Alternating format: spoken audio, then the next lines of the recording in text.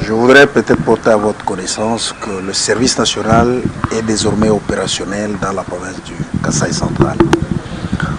On sait qu'elle a ouvert des champs ici, un nouveau centre de production, comme c'est le cas à Kanyamaka CC. Nous venons d'ouvrir le centre de Katouambi, où les travaux des champs sont en train de se réaliser. Et je tenais moi-même à être présent pour lancer les travaux de semis. Donc on va commencer à semer pour que d'ici peu on voie aussi la récolte, qu'on voie aussi la production de maïs dans la province du Kasaï central.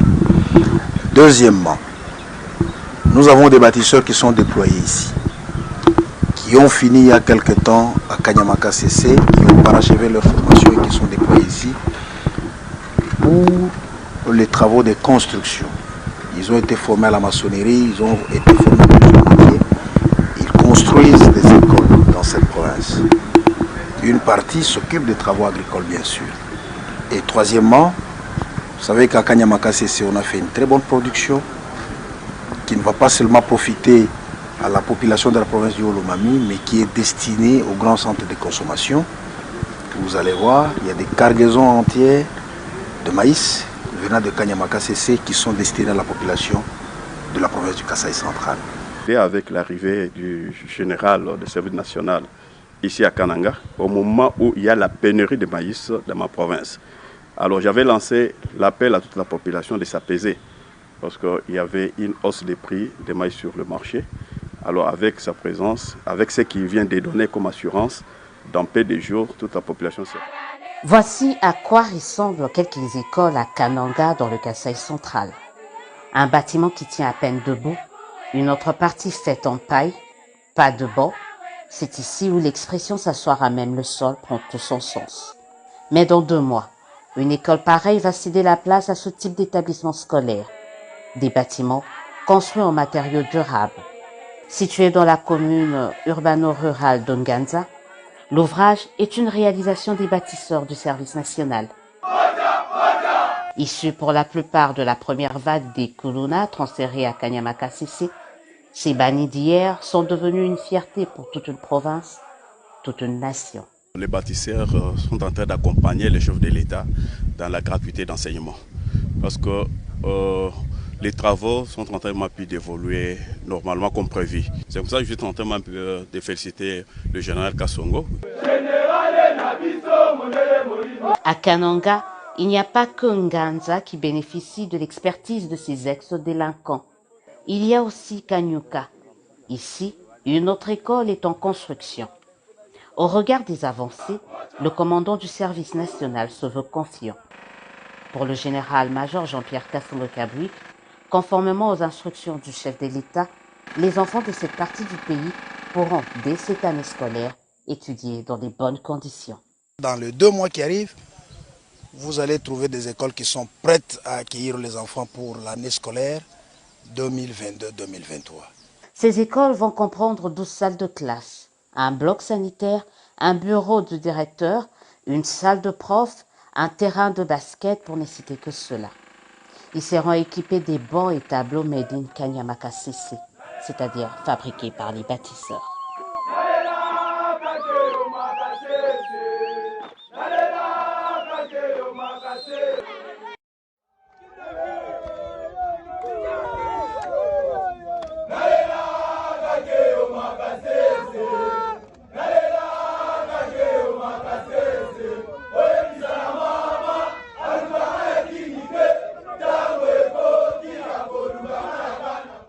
Les Arabes sud-africains, les Bossona Bissau, les Arabes nani. Est-ce que les Arabes congolais tout banani? Bon, bâtiment na oti kota là, les Arabes na bana mboka. Ce n'est pas bas sud-africain, les Arabes tout sous-souté, les Arabes bâtisseurs, les Arabes na mboka oba mi pesi na musala obozo mon oyo. Voilà, impression na weza nini ya omona bana mboka ba oba benga ba ba kuluna ba su formation lelo bengi ba bâtisseur impressionnant. Bon, ils ont impression moko ya malamu parce que ba bâtisseur bazo accompagner mokonzi mboka na gratuité d'enseignement parce que bâtiment oyo liboso ezaki ceux qui bato balingi basala musala malamu il faut mundela za sima na bango mais lelo ata mundele moko aza sima na bango te ezaka congolais ne azo accompagner bango bao bandi ko benga bakuluna lobi lelo bakomi bato mutuya. C'est pour dire que dans la société on ne peut pas négliger quelqu'un, c'est-à-dire chaque personne est importante na musalo bako pesa, mais elo comment c'est quoi, il faut bien les encadrer. Dans lelo encadrement ya ba oyo babandi benga bango bakuluna lelo bakomi bato mutuya, c'est vraiment un motif de fierté. Yango nazo pesa général Kasongolo Ngunya nazo pesa mokonzi mboka Longoya Makasi po musala bazo sala ezo mona na bilembo yango ezo mona na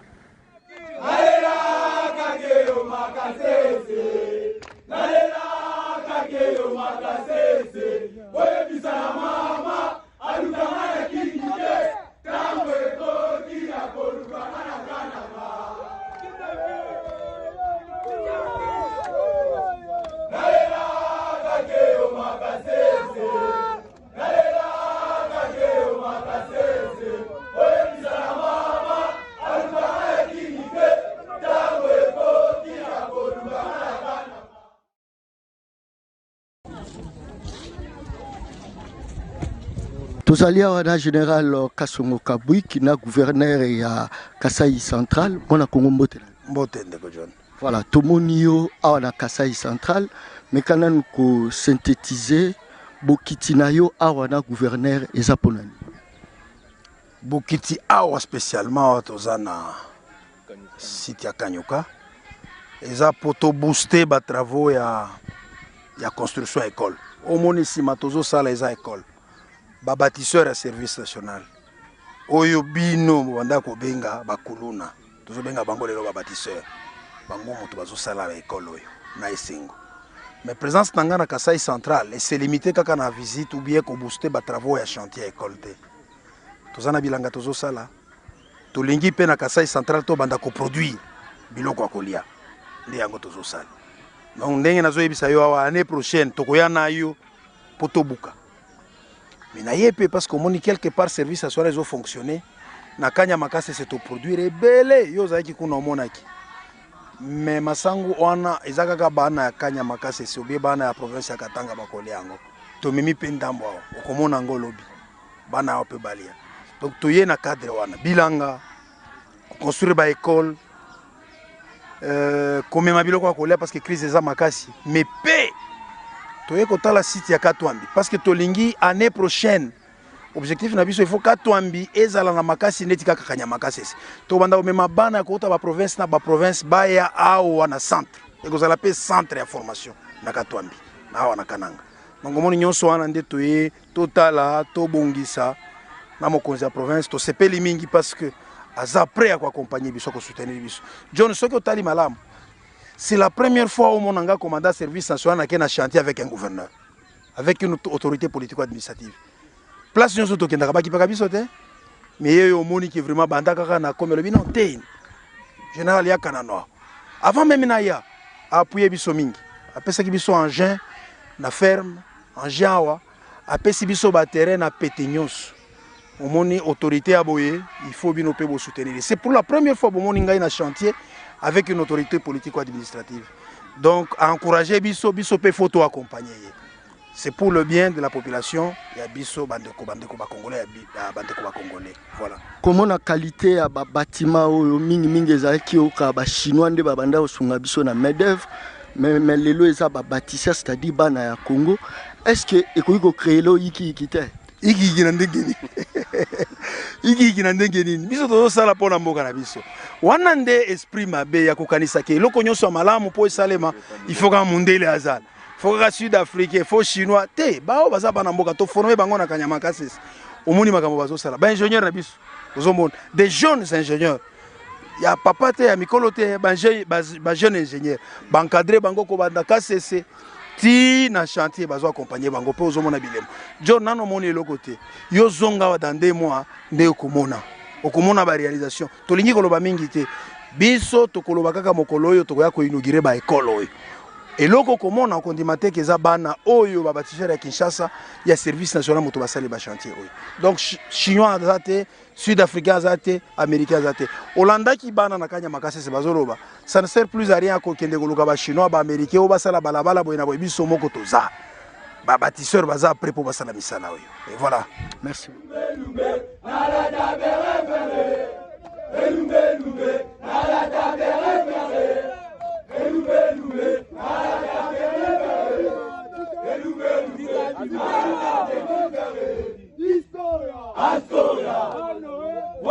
Voilà. Tozalia wa na Kasai Central, toza on continue série toujours il y a ba interview na biso tozala ndeko moko ndeko mbote na. Mbote. Boni santé. Santé za kitoko penza makasi. Tomoni wa ozala na isengo makasi yebisa biso nini eza ko animer isengo na yo. Bon, eloko ezo animer isengo na ngai ezaka kake musala o tokomi kotonga kosala ndenge tozaka liboso nde tozali lisusu te tout. Donc na mboka na biso ezalaka pona kotonga quelque part bakezwa ba chinois ba coréens ba ekotonga mais lelo o biso ba ekolo bomona o biso oyo bobengaki ba anti-valeur nde lelo oyo nde tokoma na valeur kotonga mboka na biso biso oyo tozotonga. Komona ngai wezago Mohamed Balifio nazalai mutu ya bien te na kisasa na banaye koyiba na banaye kobotola batu babano sepela na ngati mais tango général Kasongo nzambe apesi mayele mobo epona a organiser eloko oyo azwa ngai na koma bâtir de la nation na chanze na koma na nyoso calme ezalaki na lelo na komi kobala nazana mwasi na baleli eutika na mukele etazo futa ngai ne yango na moni na baleli na bali me mbongo pe esili nyonso te ya muke tikali nzambe osunga leta so apesi ngai na kokende kosisa makambo nyonso epa bafamille ya mwasi wana.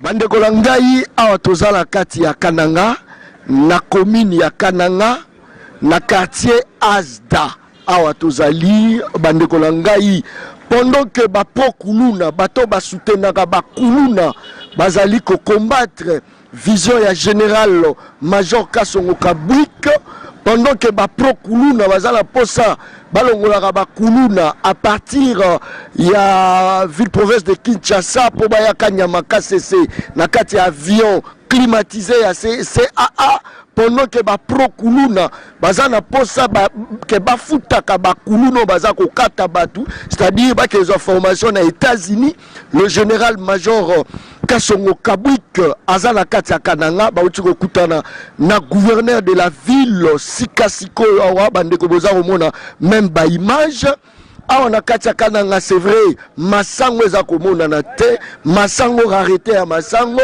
je crois que ceux qui botali même prix nango eza vraiment na koyebisa bino terrible.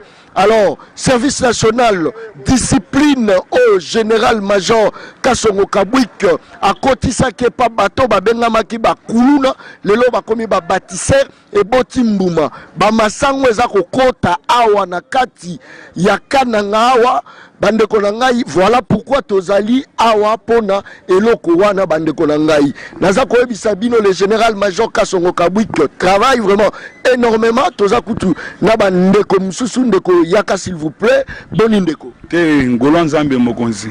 Toza bien. Awa toza wapi? Toza na Kananga, précisément na Kananga na Asda, quartier Asda.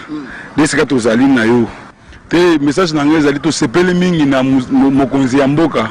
Po ba jeune ebele bazali na musala te. Le temps dozolo ba awa ebele bazana musala ya Kanyama KCC bazo lona ba masangu, tozo donc to moni peza na Kasai peza soki makambu peza ya keo kolia ya farine ndenge pona service national na mayele mokonzi na mayele ya mokonzi na biso zolo ba général na biso Kasongo Kabwiki en tout cas to sepeli na na mayele oyo apesi mokonzi ya mboka pona ba jeune ebele o bazaki na kin bazangi misala ba osala ba désert na batu mais lelo makambo eza na kinte lelo batu tu bagena mboka po basala misala oyo président ya mboka sali a autorisé basala tout ça bien, tout ça à l'aise. N'andemoko mabete. Masango est en temps normal na mboka. Tout ça vivre bien. Tout ça vivre bien pour na foati wana pesi mokonzi ya mboka na biso. Merci à trop na oyo asali pour na ba jeune neti biso na makambo bando sala mabege to komi na musala mutu yo sa komi se retrouver na fin ya mois.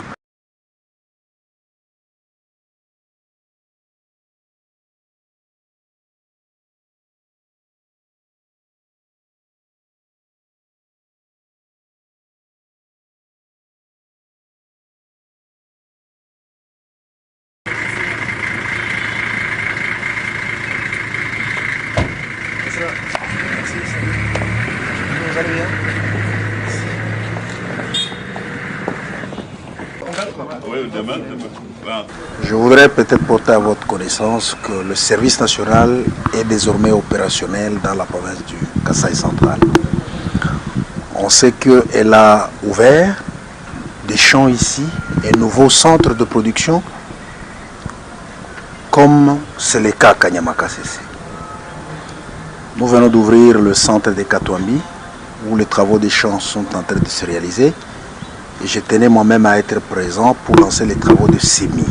Donc on va commencer à semer pour que d'ici peu on voit aussi la récolte, qu'on voit aussi la production de maïs dans la province du Kasaï central. Deuxièmement, nous avons des bâtisseurs qui sont déployés ici, qui ont fini il y a quelque temps à Kanyamaka CC, qui ont parachevé leur formation et qui sont déployés ici pour les travaux de construction. Ils ont été formés à la maçonnerie, ils ont été formés au métier. Ils construisent des écoles dans cette province. Une partie s'occupe des travaux agricoles, bien sûr.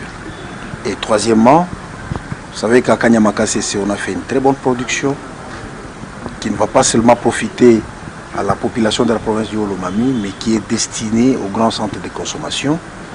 Vous allez voir, il y a des cargaisons entières de maïs venant de Kanyamaka CC qui sont destinés à la population de la province du Kasaï central. Et avec l'arrivée du général de service national ici à Kananga, au moment où il y a la pénurie de maïs de province, alors j'avais lancé l'appel à toute la population de s'apaiser parce qu'il y avait une hausse des prix des maïs sur le marché. Alors avec sa présence, avec ce qu'il vient de donner comme assurance, dans peu de jours, toute la population... Voici à quoi ressemblent quelques écoles à Kananga dans le Kasaï central. Un bâtiment qui tient à peine debout, une autre partie faite en paille, pas de banc. C'est ici où l'expression s'asseoir à même le sol prend tout son sens. Mais dans 2 mois, une école pareille va céder la place à ce type d'établissement scolaire. Des bâtiments construits en matériaux durables.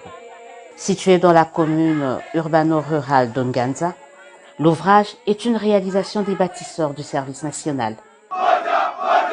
Issus pour la plupart de la première vague des Kuluna transférés à Kanyamaka CC, ces bannis d'hier sont devenus une fierté pour toute une province, toute une nation. Les bâtisseurs sont en train d'accompagner les chefs de l'État dans la gratuité d'enseignement.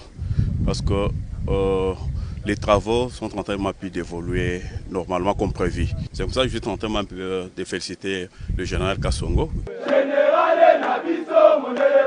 À Kananga, il n'y a pas que Nganza qui bénéficie de l'expertise de ces ex-délinquants.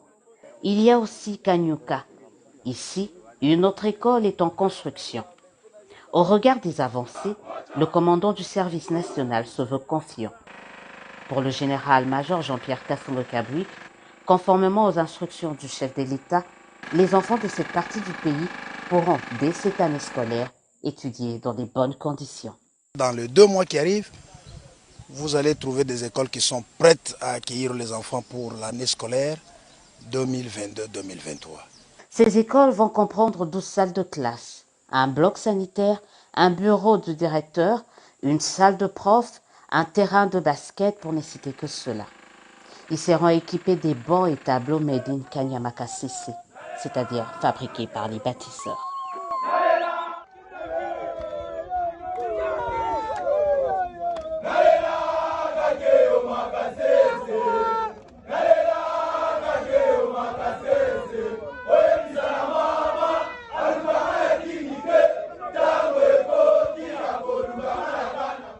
Eza ba sud-africain liboso na biso eza ba nani?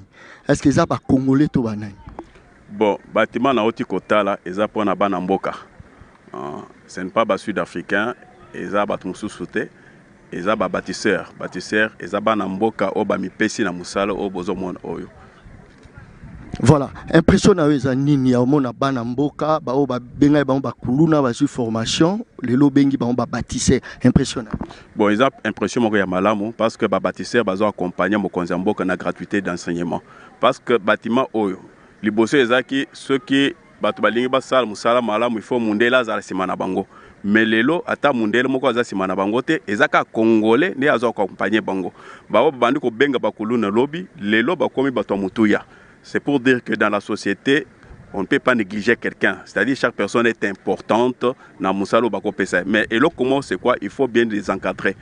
Dans les lois d'encadrement, il y a Bao Babano Benga Bango Bakolona, les lois Bako Bato Moutoya. C'est vraiment un motif de fierté. Il y a un nazo pesa général Kasongolongonia, nazo pesa Mukonzamboka, Longoya Makasi, pour Moussala Bazo Sala. Ils ont mon âne, Bilembo Yango, ils ont mon âne.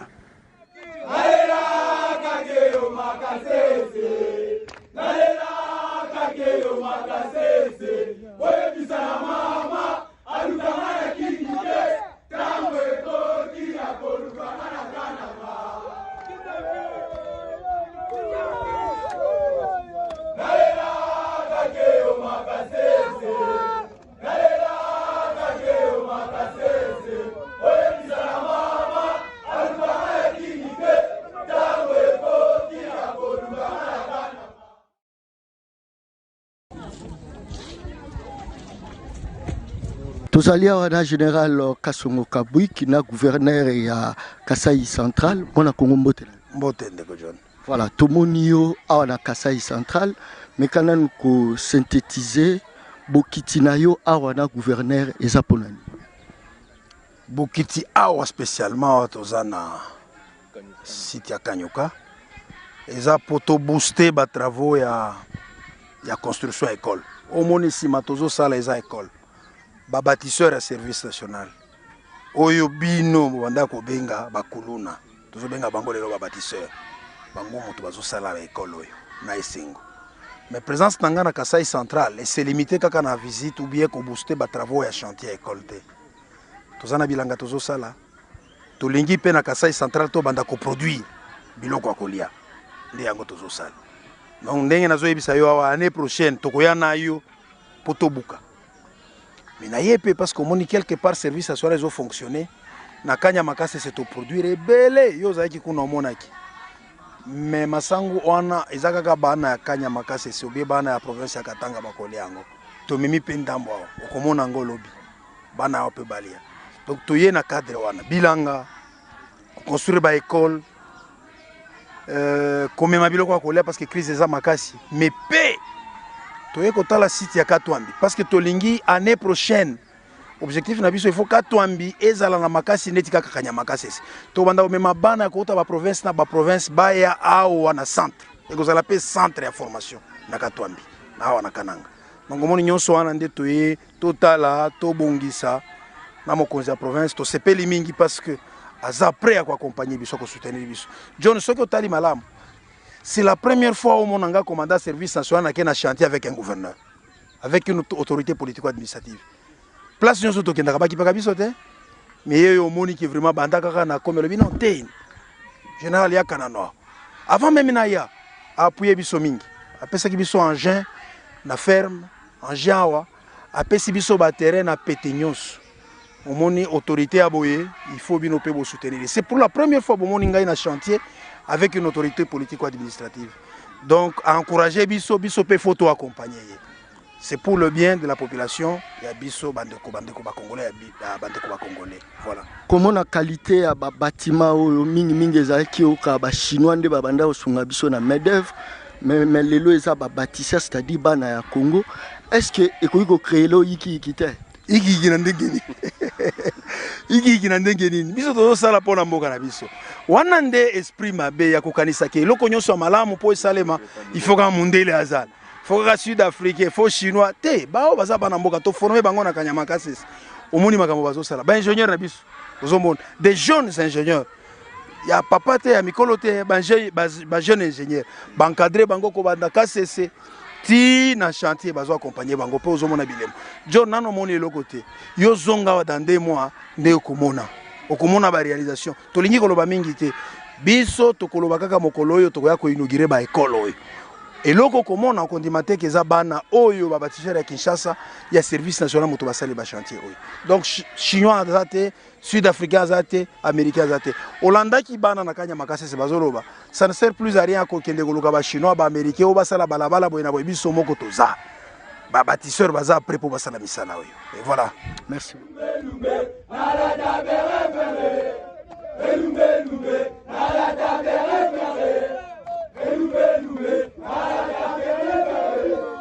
Hello.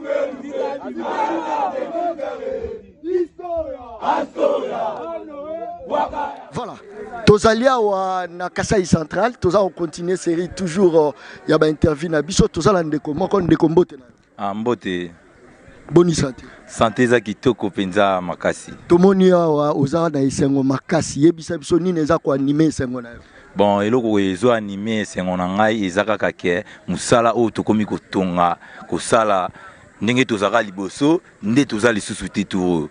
Donc na mboka na biso ezalaka pona kotonga quelque part bakezwa ba chinois ba coréens ba ekotonga mais lelo o biso ba ekolo bomona o biso oyo bobengaki ba anti-valeur nde lelo oyo nde tokoma na valeur kotonga mboka na biso biso oyo tozotonga.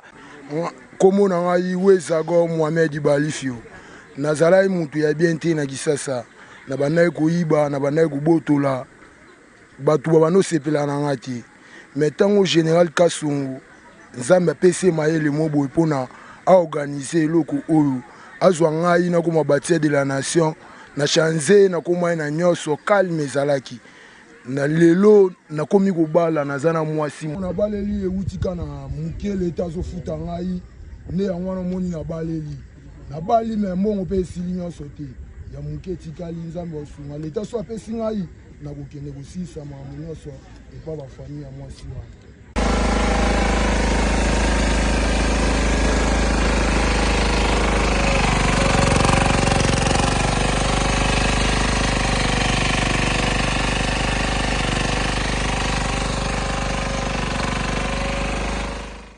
Bandeko na ngai awa tozala kati ya Kananga na commune ya Kananga na quartier Azda awa tozali bandeko na ngai pendant que ba prokuluna bato ba soutenaka ba kuluna bazali ko combattre vision ya général major Kasongo Kabwik pendant que ba prokuluna bazala posa balongolaka ba kuluna à partir ya ville province de Kinshasa po bayaka Nyamaka CC na kati ya avion climatisé ya CAA pendant que ba prokuluna bazana posa ke bafutaka ba kuluna baza ko kata batu c'est-à-dire ba que formation na États-Unis le général major Kasongo Kabwik azana kati ya Kananga ba uti ko kutana na gouverneur de la ville Sikasiko awa bandeko boza komona même ba image awa na kati ya Kananga c'est vrai masango eza komona na te masango rarité ya masango